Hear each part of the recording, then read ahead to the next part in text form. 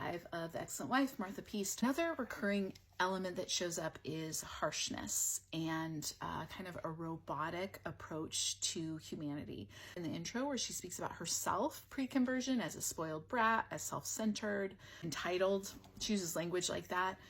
Throughout the book, there is that same kind of harsh standard. And I think Martha would probably say she's just telling the biblical truth, but it's very much, if a wife is lonely, she's being selfish. She has an idolatrous desires of her heart. Things are framed in terms of sinfulness and bitterness and negative language. And the whole thing, as I mentioned elsewhere, is an older woman telling younger women what they're doing wrong. So it has that edge of, here's everything you're doing wrong.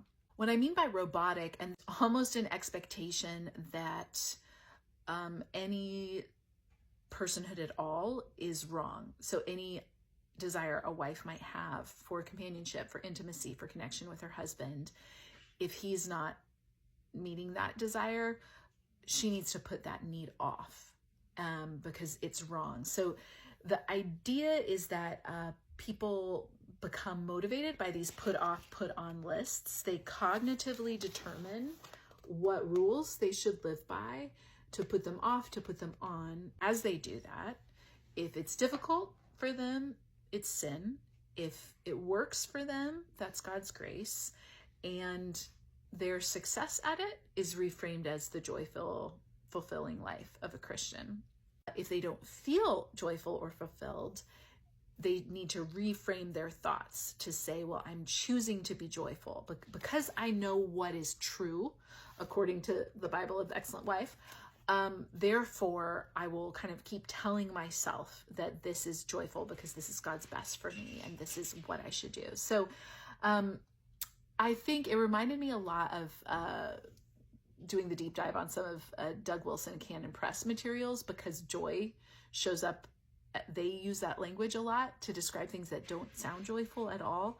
And it's almost a redefinition of terms to make this tolerable.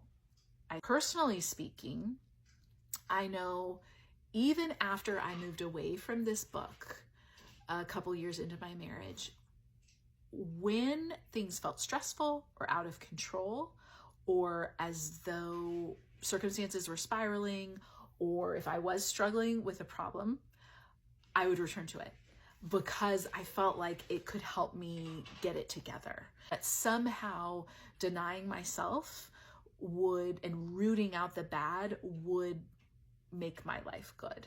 I don't want to fall into the trap of making my own experience normative for everyone, but I do want to weigh in that was my experience with it.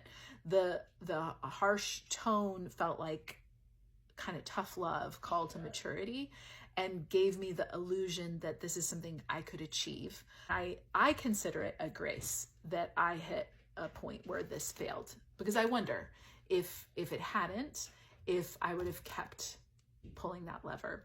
I'd be curious to hear from those of you who did read that. You know, for me, the utter failure, hitting rock bottom in many ways, plus having children, and particularly having a daughter, and reframed this entirely of what I would imagine or envision for them versus what I was telling myself was appropriate for me.